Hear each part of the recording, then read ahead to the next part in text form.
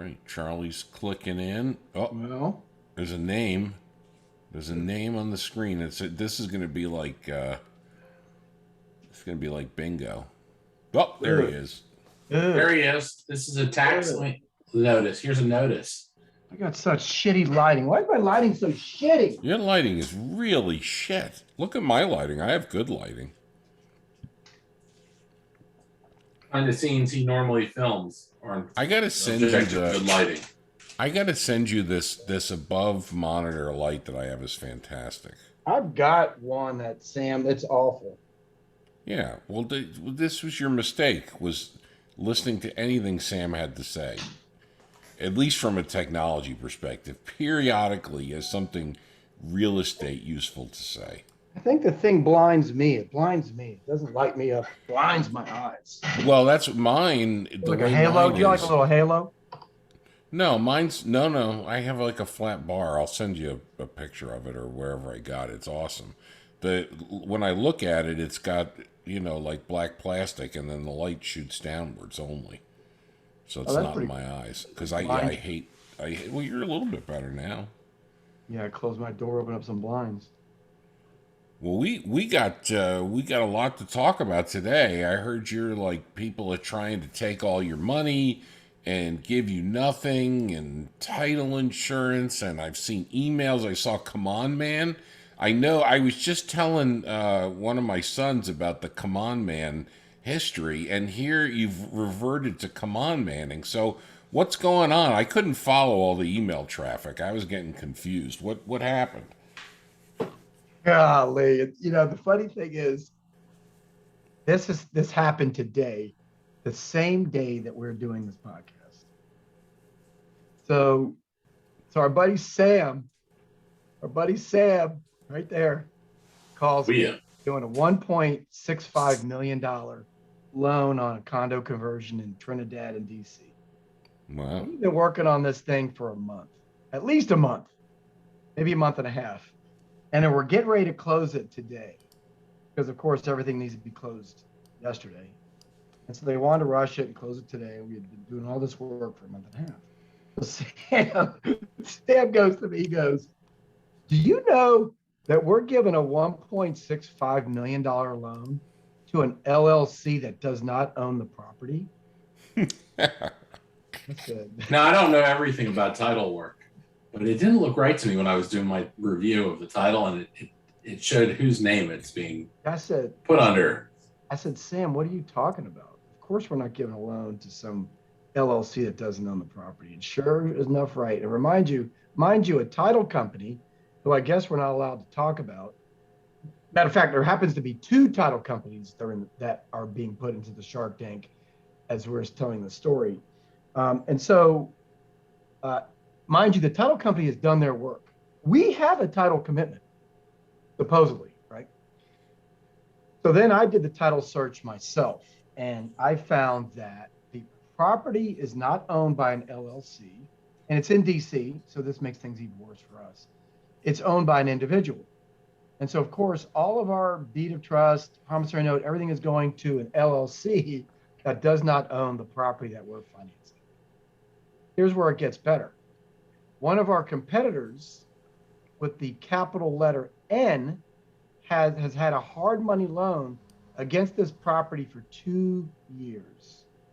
And their hard money loan payoff is like $1.3 million. So they've had a hard money loan against this property for 2 years, of which they thought the LLC owned the property. So in effect, since an individual owns the property, the deed of trust has not been perfected. They don't even have a security instrument against the property because the owner didn't sign a deed of trust to the promissory note. Well, let me see if I understand this. You guys, as I understand it, you are asset-based lenders. So normally, when you give somebody, say, oh, I don't know, $1.6 million, it's supposed to be backed up by an asset. Run of the mill loan. Yeah. You can't execute on the asset if they run away with the money. That money is just gone. Yeah, so very much so. It's as if you own your home at grass, and some LLC just comes out and creates a document set and signs it without your name with it you on it. That's a totally separated entity. It's not you, and it's not you at all. It can't attach to that property. I was It will wondering float, why there was. it will float in the ether, and we'll have transferred all the money, and that's it. The I money's was gone. I was wondering why there was a Sam Jackman LLC that put a sign outside my house. Now I Right, know what yeah, happened. right. Exactly. I signed a listing agreement allowing him to list your house. Wow. Right. Well, It's like and I that. guess So they're to make matters worse, the person behind the curtain for the title company is an attorney. They're not just an agent for trying to do this deal for the title company. They are an attorney, and so they've been looking at this for how long?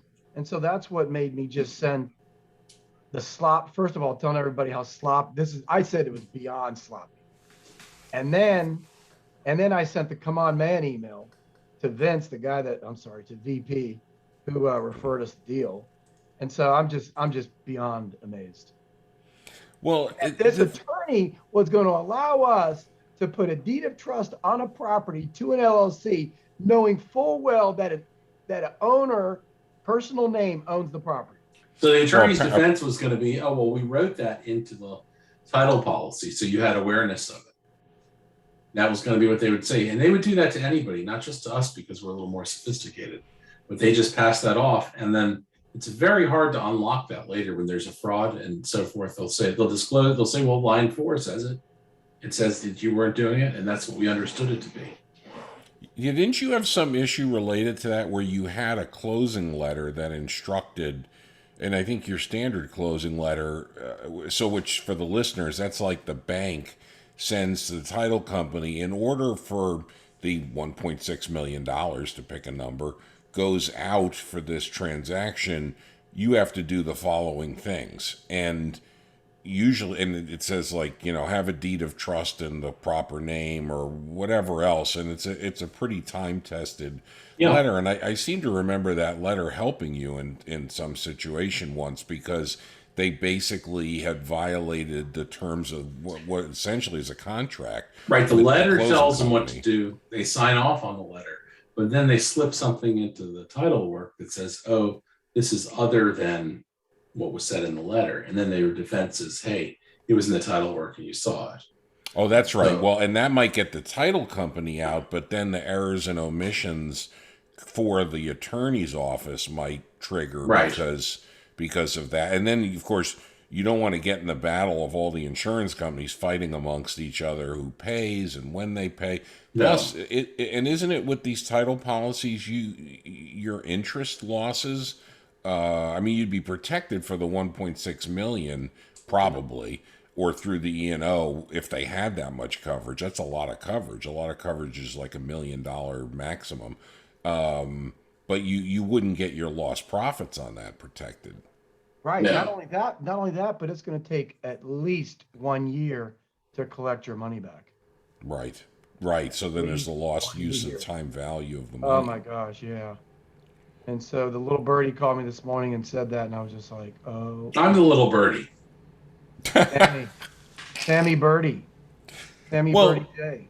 Well, so, but now could this have arisen, or I mean, obviously there could be fraud, but it could just be stupidity, which Occam's razor says a lot of No, times. this is some stupid stuff. So if Ed, for example, let's say Ed Grass has his house in Ed Grass's name, but I want to switch it to an LLC for whatever reason, like a family LLC, the Grass Family LLC, and I even do that, and that's what's going to take out the loan, but I don't really get the right paperwork in to the right person, and so I don't mean to skip out on the loan, but it But you turns do. out that, because, and the problem is, I could see it and think, ooh, these guys screwed up. I made a mistake, but now I can take advantage of it. But even more so, even if I don't, 10 years down the line, if there's some lawsuit or something attaches to the house, or there's another, like a second trust that I take out, again, in a well-meaning way, it can create all sorts of mess, even if I didn't intend to commit fraud. And so is that, do you think, the scenario here that the LLC was whoever the individual owner, it's their LLC, or is it something like completely disconnected? No, I think it's a slop deal. They originally had it in their own name because they were not sophisticated enough to buy it into an LLC. And Right. then when they did the next loan, the next lender, starting with an N, said, "Hey, put it into an LLC, and then we'll do the loan." And then the paperwork came, and they were like, "Oh, it's going to cost, say, $30,000 to put it into an LLC because I have to pay all the transfer taxes. So I'll just ignore that paperwork, and I'm going to sign the loan and docs, and we'll just go on through this closing." And then, so it never did get done properly. They probably sent inadequate direction for the title company and didn't realize it because they got the same title document I got, and it had the other person's name, it had the natural person's name on it, not the LLC. And they didn't do a pre-review of their file. They just had their clerk put the loan docs together and mail them out, and that's what happened at the end. Right, And but that's a big deal in DC because it Oh hits yeah, it's it hits the foreclosure laws because a loan to an owner, a loan to a, if a person personally guarantees a mortgage in DC, they have all kinds of consumer rights and consumer protections. Whereas since we're business to business and we're going LLC to LLC, we have what's called a non-judicial foreclosure, and they have no consumer rights because it's a business to business loan. So this is a really, really big deal, and this really impacts our ability to foreclose on the underlying asset, which is the only reason we're even given a loan is because the asset protects us.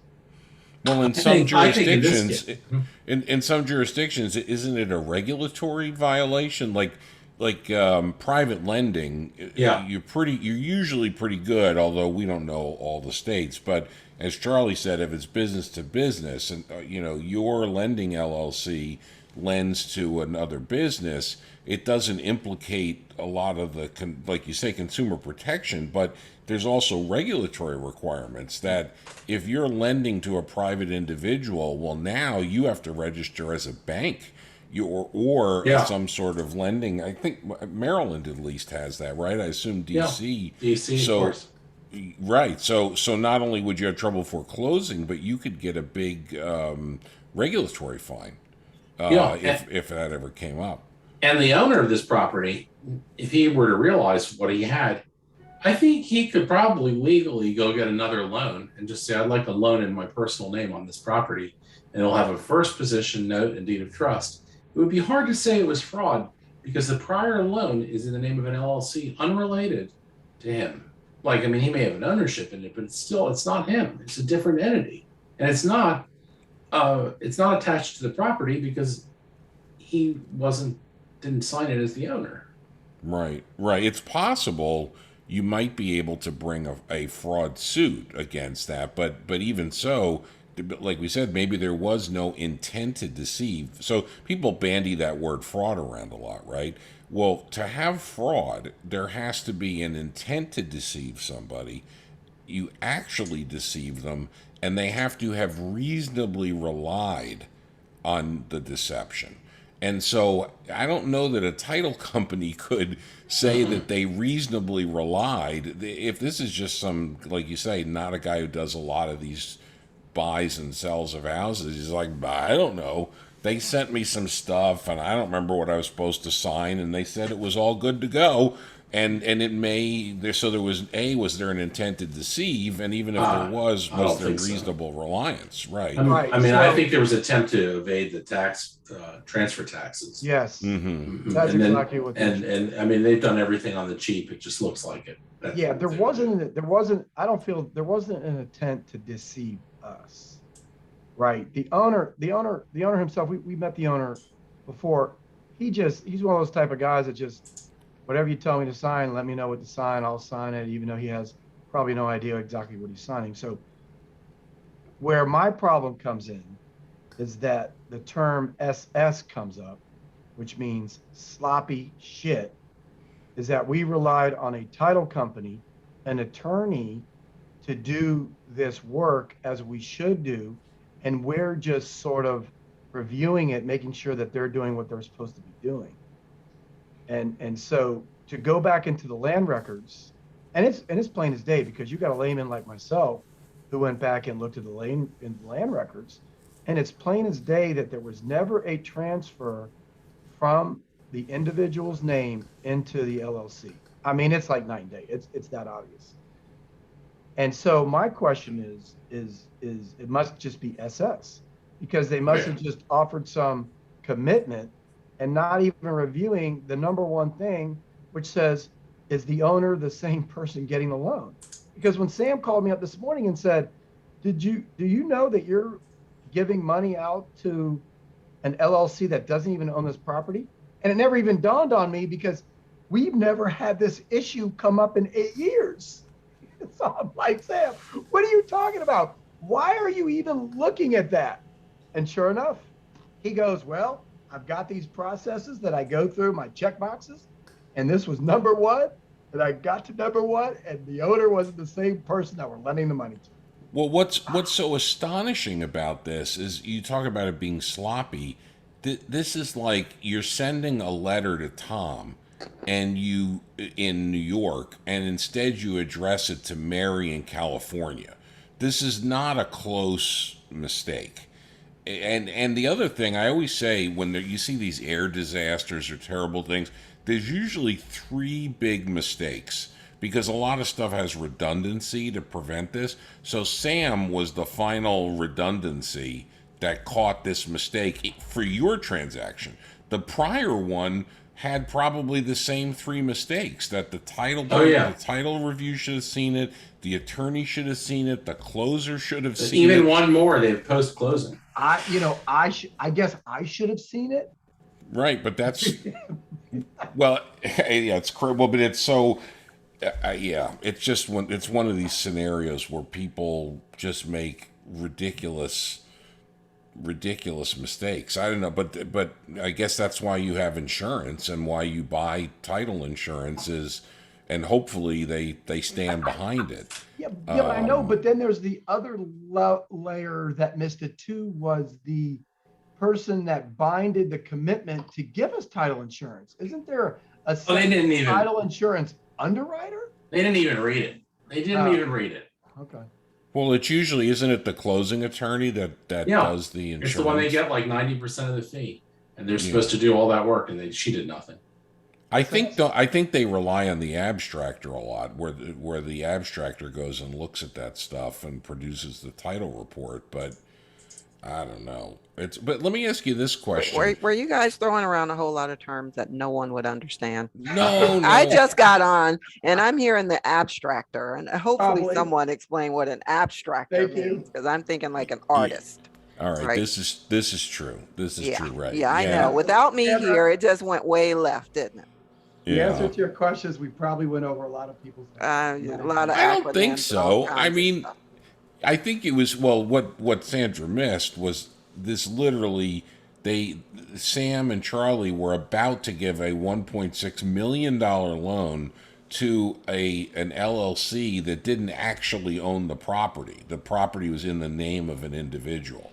And in an asset-based lending business, this is a bad thing, because then your deed of trust isn't. So we were saying that's like that'd be like me taking out a loan on your house. Right, you own nothing. I would know, but I get that loan money and I'd be pretty good. But one of the questions I had, guys, though, was you mentioned about, we were talking about how this mistake could have happened in good faith and we're just not paying attention. But you were talking about if somebody owns a property individually and they want to put it in an LLC, then they say, uh-oh, I have to pay transfer tax. And maybe, I don't know how Sandra owns her rental property, but you can own a rental property or a flip in your own personal name and do it all that way. But obviously then there's not liability protection. If somebody slips and falls and you don't have enough insurance, you can get sued individually. But if person A, or well, let's say Ed Grass, owns a property individually, and I want to put that in an LLC, the Grass Family LLC, can't I just quit claim that over? Does that trigger a transfer tax? It triggers Shirley's transfer nodding his tax, head. certainly in the Yeah. district, and It that's does, because anytime you go from your name into Inc. or an LLC or anything, it'll but now if you're transferring it to a member of your family, you can get away, at least in Virginia, with a gift. You could do a gift transfer, and that can, uh, you don't have to pay transfer on that in Virginia. I don't know. I'm pretty sure DC is probably the same way. You could do a gift transfer and that'd be okay, but it's got to be within your family and it's got to be related to you. Well, how about it's Ed Grass only owns the property, and I own Ed Grass LLC 100%, but I'm switching it into an LLC, but there's not.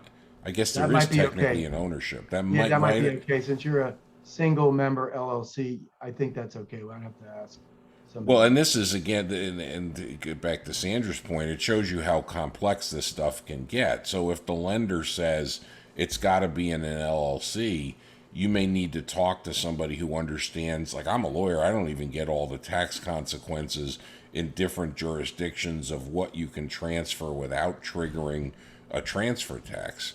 And they're talking about changing all that stuff right now in Congress. So, all that can go different ways. Do you have your rental, Sandra, in an LLC? No, my rentals are not in an LLC. Mm-hmm. Well, one of them Oh. kind of is in an LLC. The last one, Mhm. I don't know. It's complicated, Ed. You'd have to be Yeah. a lawyer to understand this. So there's two things. So there's two other things. So in our case, to transfer it from the individual to the LLC in DC would be about $34,000. And that's why they didn't spend that money. And so the first lender with a capital N should have made them do the transfer into the LLC and then given them a loan. They didn't do that. And so the second thing is the answer to Sandra's question is, Sandra asked, what is a title abstractor? Well, a title abstractor is a person that does the title search on a property from ownership to liens to anything else, and then produces the report and sends them to the title company. So most times a title abstractor is a third-party contractor where they work inside maybe the annals of the various courthouses, or they have online access to the courthouse records. And all they're doing is they're producing a title report. Once the title report is given to the title attorney from the abstractor, then the title attorney reviews the title report. Does that make sense? Yeah, so the line item that we see when we go to closing, it does not say abstractor. Who are we paying for that service? Like the title company? It's all kind of rolled So in you're there. paying a blanket fee to the title company. Let's say it's $1,500.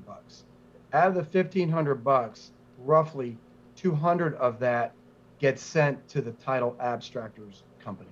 Okay. Right, because that's basically, to even make it simpler, they're going back and saying, the chain, Mary sold that house to Tom, who sold it to Joe. Joe took out a loan for $100,000. Joe sold it to Tom at the same time he paid off that loan. So at the end of the day, they come up to the present time and say, X, Y, and Z own this with or without liens or IRS judgments or whatever, so that everybody can be sure. So everybody relies to a large extent on that abstractor. And I've just, through talking to you guys, I've probably seen 3 or 4 or 5 material mistakes by abstractors, that they've just missed a lien. Sometimes it's because it's a little complicated. Some, like this, literally, they didn't understand the difference between, Joe's LLC and Tom. I mean, that's a hard one to figure out how they missed. But maybe that's why nobody else saw it. We're talking about the multiple levels of error. The abstractor may have made that mistake. And of all the mistakes they might make, not having the final name of who owns the thing seems like really low on the list of potential problems. Yeah, this is the first time I've seen it. Sam, right? Yeah, no, this is the only time I've seen that particular error. I have had questions come up on a title review before, but not in that detail. These are, the insurance companies. You just don't want to have to be involved with them, at any level. The title insurance, the property insurance, any of them. We had a property insurance event this week as well. We have a rental property, and we have got a report that the septic system failed. So they had recently had it pumped. I said, okay, well, maybe they have like a septic grinder that failed, and that's what they're talking about. So we tried to get someone to go there, then they sent a plumber. The plumber's like, oh no, it's not the septic system, it's this pump that pumps the waste up out of the basement. And then we had to send another plumber, and the plumber fixed it. So this waste is all over people's basement. So we get a quote to clean it up because we can't really send our own guys to clean up something like that. And now that's considered SS. that's a shitstorm. Yeah, it was totally disgusting. So the guys go out, they fix it up, and we make an insurance claim. The adjuster calls, and I haven't called it back, but they're like, yeah, no, we're not covering it. It's not a water problem. It's a sewer backup problem. We don't cover any sewer backups. So okay, what a great policy. And so the people quoted me a quote for getting this policy that would cover sewer backups. And here's a quote you can remember. So this is the first time we've had a sewer backup on all the properties we've ever owned, and we've owned hundreds of properties. It doesn't happen often. So to get it to cover $50,000 in claims on a sewer backup, it would be $43,000 annually. So the premium is $43,000 to cover all our properties, such that they would pay $50,000. I said, I don't think we're gonna get that policy. How much is this cleanup? Do you think? How much is this cleanup going to cost? Well, I mean, the stock price, if it was $5,000, it'll probably be somewhat around. It'll probably be around there. I can work with them a little bit if I have to pay it for instead of the insurer. But well, that's why I'm there's just some curious. repairs. There's going to be some repairs. There'll be a few grand in repairs too, because it needs carpet and probably drywall replaced and stuff like that. Wow, what a mess! Another insurance for some mess. reason. We could have an entire different podcast on insurance messes because I used to work for an insurance company, Travelers, and B was the attorney for all sorts of insurance companies and very big weird claims. Like I was involved in the 9/11 property claim for the World Trade Center. Stuff that never happened before. And there's a lot of weird issues with insurance. And as soon as you started mentioning that about sewer backup, I was like, oh yeah, I've seen that a million times. For some reason, insurance companies do not like to insure that. We've talked about financial companies with an appetite or whatever. I think it's so bad. Those cleanups are so bad. And just like oil spills, like people are like, I don't want to live in this house anymore because the basement was full of what. Yeah, you're always gonna smell that. You're always right. Come on, no matter what, you're gonna smell it. No, you're gonna smell it. Actually, it's like oil. Passages. Yeah. Oil. No, they're gonna clean that up. It's gonna be fine. Yeah, but that's not the problem. So let's say you're right. Let's say it can always be cleaned up. It's a psychological thing. Yeah. And if the person whose house it is, not necessarily a rental, but the person whose house it is, they're like, I keep smelling that. You can't get that out. I have to leave. So you didn't fix my house. Therefore, buy my house back. And the reason I handled claims like that for pollution, where somebody had a tank in the basement that overflowed and the oil smell, and it's bad. I mean, the oil smells bad. And they said, fine, it looks nice and pretty, but I can't live here anymore because of the fumes. And, so then the insurance companies want nothing to do with it. So I'm not saying that you're wrong to think the insurance company's a little bit crazy, but that's why certain things they don't like to cover. And I'm going to reiterate to them that it's not really a sewer because it's before it gets to the sewer. It ejects it to the sewer. So I don't think they're going to go for that angle, but I'm going to still try it. Well, I'm curious. If you have the policy, I'd be curious to see because. Well, they sent the language. Oh yeah, send me you. the language. I'd like to see it. I used to sit around and curl up by the fire with insurance policies, so I'm a little weird strange man, like Ed. that. You're a weird man. I am. Well, the good thing though, this is a good note to our listeners, is the stranger stuff you do that nobody else wants to do, you can make more money at it. True. So that's true. Yeah, cleaning up basements full of crap. I'm sure well, you can right, make some money doing that. We should have sent Sam over. No. I think of Sam's job sometime as shoveling crap. It was today. Well, Yeah. you know, As it is every day, it seems like. Not every day. Well, Yeah.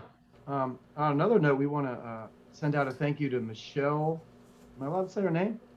M. I'm just D? using Living in, user Michelle she's in M or Missouri? something. Hmm. Where is she? Is she in Kansas City or is she in Missouri?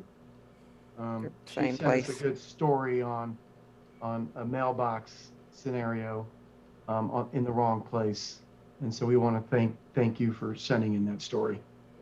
Yeah, we thought that mailbox situation you saw was unique, but she had an interesting.